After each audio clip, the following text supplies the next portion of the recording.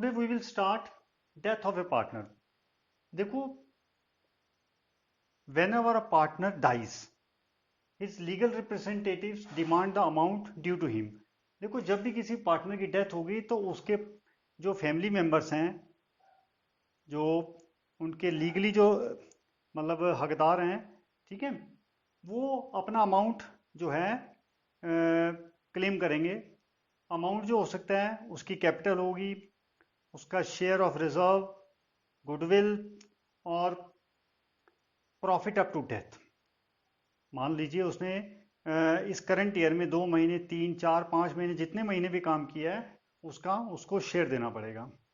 तो हमें क्या कैलकुलेट करना है? सबसे पहले calculation of deceased partner share of profit up to death. जो पार्टनर जिसकी डेथ हो गई है उसको हम बोलते हैं डिसीज्ड पार्टनर, जो मर गया है.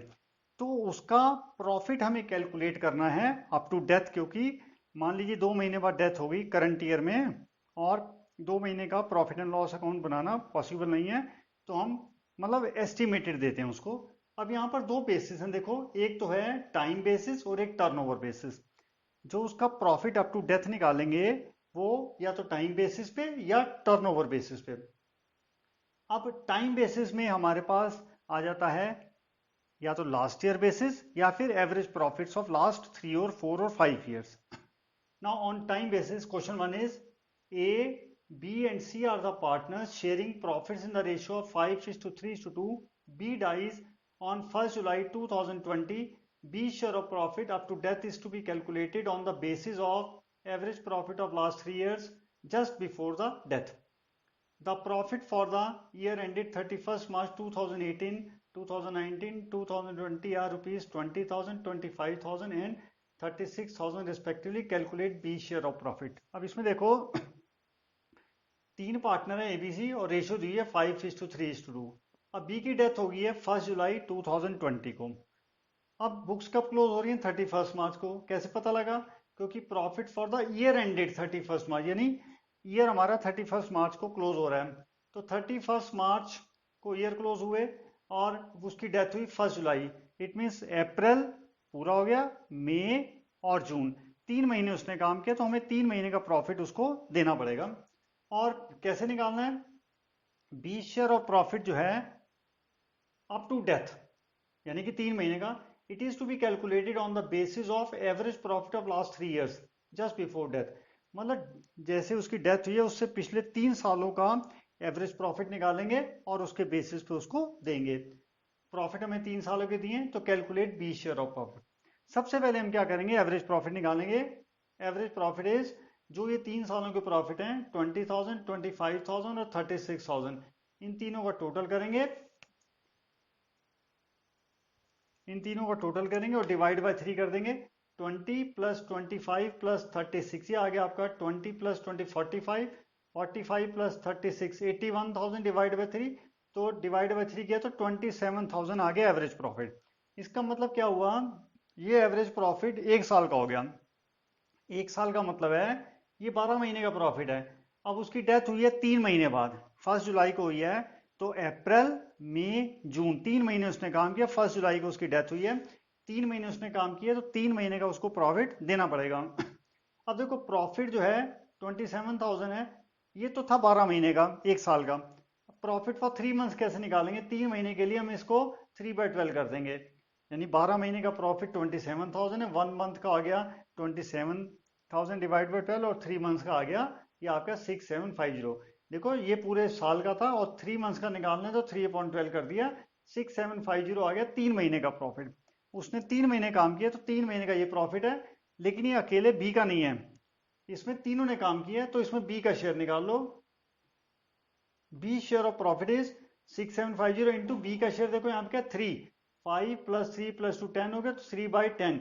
ये कैलकुलेट करके आ गया 2025 रुपीज. देखो, हमने इसमें क्या किया है, क्वेश्चन में मेंशन होगा कि आपको कैसे निकालना है प्रॉफिट. एवरेज बेसिस पे निकालना है, लास्ट ईयर बेसिस पे निकालना है, कैसे निकालना है मेंशन होगा. अब इसमें क्या था, ईयर देख लिया हमने कब क्लोज हो रहे हैं 31 मार्च को. डेथ कब हुई है? 1 जुलाई को. 1 जुलाई 20 को हुई है और हमें 18 19 20 के प्रॉफिट दिए हुए, यानी 31 मार्च 2020 तक के प्रॉफिट दिए हुए हैं. और उसने बोला कि एवरेज बेसिस पे निकालना है. एवरेज का मतलब है कि जितने सालों के उसने प्रॉफिट बोले हैं, यहाँ लिखा है his share of profit is on the basis of average profit of last 3 years, 3 सालों का एवरेज। अब 3 सालों के प्रॉफिट जो 3 years प्रॉफिट है वो टोटल कर लिया, डिवाइड बाय 3 के, तो एवरेज आ गया 27,000। जो एवरेज निकला वो 1 साल का निकला है। अब हमें क्या करना है, हमें कैलकुलेट करना है कि उसकी डेथ कितने महीने बाद हुई है।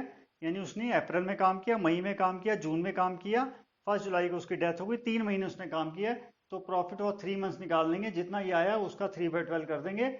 ये है 3 मंथ्स प्रॉफिट। अब बी का शेयर देख लो, 3/10 है, तो B share of profit is 6750 into 3/10, ये आ गया 2025। सेकंड देखते हैं इसी के टाइम बेसिस का ही। X, Y and Z are the partners sharing profits in the ratio of 3:2:3. Y dies on 31st May 2019. Y's share of profit up to death is to be calculated on the basis of last year profit, which is 12,000. अब देखो इसमें क्या किया है, अब ये यहाँ क्या कह रहा है कि Y की जो डेथ हुई है वो हुई है 31st May 2019 को, और Y share of profit up to death is to be calculated on the basis of last year profit. Last year it means जो जब उसकी डेथ हुई उससे पिछले साल जो प्रॉफिट था उसी को बेस लेंगे कि इतना ही इस साल होगा, एज्यूम करके चल रहे हैं कि इस साल इतना ही होगा, उसके बेसिस पर उसको उसका शेयर देंगे डिसीज पार्टनर का, और विच इज 12,000, जो पिछले साल का प्रॉफिट है वो 12,000 है।